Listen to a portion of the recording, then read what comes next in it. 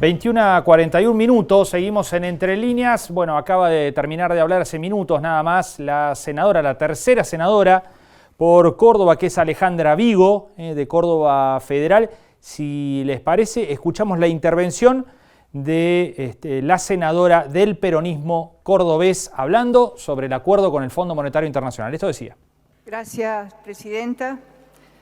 Bueno, para ir cerrando entonces, respecto al proyecto que hoy nos convoca, referido al acuerdo del Poder Ejecutivo, entre el Poder Ejecutivo Nacional y el Fondo Monetario Internacional, quisiera una vez más destacar la importancia del tratamiento, como bien se ha dicho aquí hoy, en este recinto del Senado de la Nación, de este proyecto que contiene un solo artículo y que define la aprobación o no de la negociación que se lleva adelante entre el Gobierno Nacional y el FMI.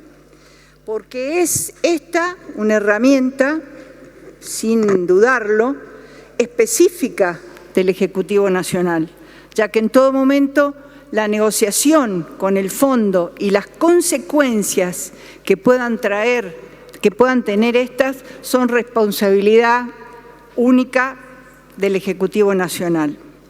Por eso hoy me sumo y destaco lo ocurrido la semana pasada en la Cámara de Diputados de la Nación, al llegar a un entendimiento, porque eso fue a lo que se llegó, un entendimiento entre la mayoría de las expresiones políticas que permitió superar las controversias sobre el proyecto inicial, y es por esa razón que muchos de nosotros hoy aquí nos estamos sumando, como es mi caso. Pero también es necesario destacar que ni bien pasó ese fin de semana, donde daba de alguna manera o aparecía una tranquilidad en este tratamiento, el oficialismo se encargó de dar por tierra el entendimiento conseguido en la Cámara de Diputados, anunciando un aumento de retenciones a los productos de soja, harina, aceite, medida que afecta, usted lo sabe bien porque es de esa región, afecta directamente a la producción y a la economía de mi provincia, Córdoba, pero también a toda la región centro, incluyendo Santa Fe, Entre Ríos y a otros distritos del país. Por eso reitero lo que le planteé al ministro Guzmán en la Comisión de Presupuesto. El acuerdo con el FMI es muy importante, es central, pero debe ir acompañado de un plan de protección de la economía nacional, medidas concretas para combatir la inflación, como planteó el presidente hace pocas horas, y desarrollar la producción y fomentar las inversiones que generen empleo en la Argentina. La inmensa mayoría del país se ha expresado en contra, aún aquellos sectores que no saben bien de qué se trata este default, la mayoría se ha pronunciado en contra. Y bien se ha explicado acá lo que significaría que Argentina entre en default, por las consecuencias que conspirarían con todo lo que dije anteriormente, y también afectaría la vida cotidiana de los argentinos y de las argentinas. Pero no podemos mirar para otro lado y debemos tener bien presente y claro que muchos sectores de la sociedad, de la producción, todos esos sectores que esperamos generen empleo, hace mucho tiempo que viven una profunda crisis, aún sin haber entrado en ese default. Inflación, desequilibrio fiscal, exclusión social, falta de empleo, y a todo ello debemos sumar la pandemia que aún no terminó.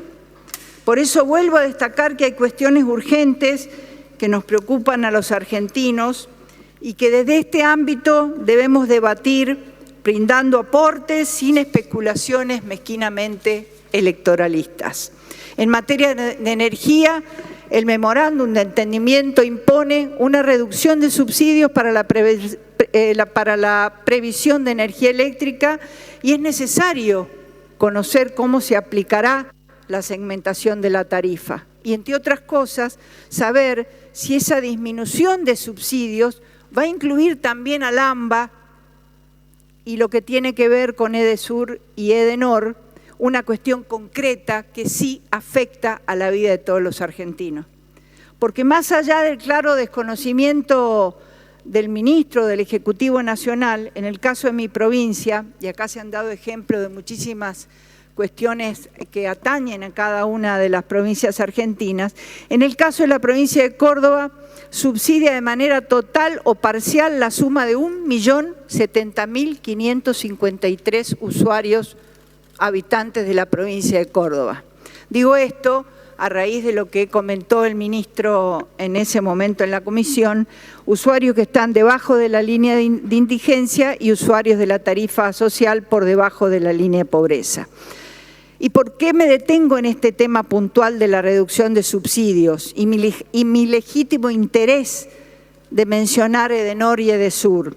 Lo menciono por la respuesta, como decía, evasiva del ministro, y digo que la empresa provincial de energía de Córdoba, y esto es un dato que quiero señalar, la empresa EPEC paga puntualmente todas las facturas de energía eléctrica a Camesa de manera mensual, está al día con los pagos en Camesa, como seguramente ocurrirá con otras jurisdicciones, pero no sucede lo mismo con las distribuidoras de Edenor y Edesur, que son reguladas por el propio Estado Nacional.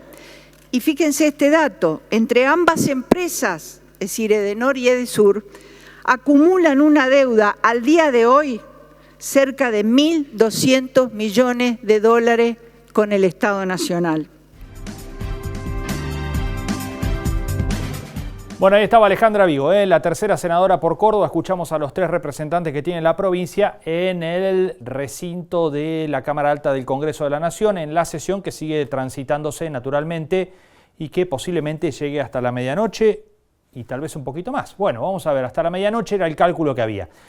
Vamos a cambiar de tema. Hace un rato terminó una asamblea de productores agropecuarios que se realizó en Sinzacate, convocada por la Sociedad Rural de Jesús María, que salió de allí 2 cosas concretas. Un pedido de paro general del sector agropecuario para la semana que viene, de ser posible materialmente organizarlo, y una movilización. Pretenden reunir unos 10.000 productores agropecuarios al Congreso de la Nación Argentina.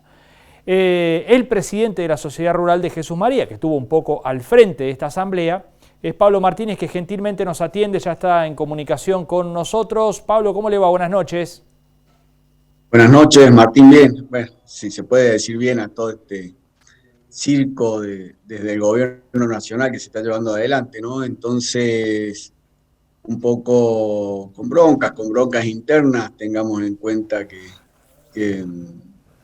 venimos manteniendo todo esto del 2002 con un aporte de 200.000 millones de dólares, ¿no? Entonces, llega el momento que te siguen pisoteando, te siguen esquilmando, y llega el momento de un hartazgo ya de todos los productores que hasta hoy, ¿no? Entonces, bueno, estas medidas, como comentaste recién, salieron desde la asamblea. Uh-huh. Bueno, ¿cómo llegaron a esa conclusión? ¿Cómo fue el debate, la discusión? ¿Qué puntos analizaron, ¿no? Porque además, imagino que están esperando que se completen las medidas que comenzaron el domingo, porque no terminarían ahí. Así es. En todo esto, bueno, se empezó la asamblea, empezaron a tirar ideas los productores, había muchos dirigentes de San Luis, de instituciones de sociedades rurales de San Luis, de casi todo Córdoba, de Cartés también, y Sociedad Rural Argentina. Acordémonos que nosotros hicimos una presentación en conjunto con la Sociedad Rural de un recurso de amparo sobre las retenciones, que no son válidas desde el 1 de enero. Entonces, bueno, nos estuvo acompañando también Sociedad Rural.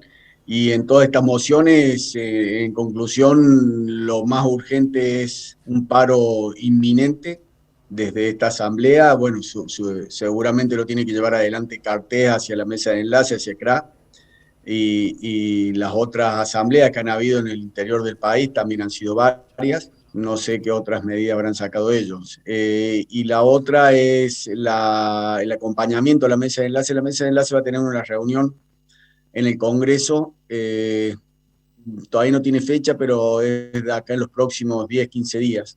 Así que la idea es acompañarlo, hacer una gran movilización a Buenos Aires, y acompañarlo del interior, principalmente, bueno, del interior de Buenos Aires, de todos lados, y llevar, a ver, que sume 10.000 productores, como dijiste, ¿no? Ujú.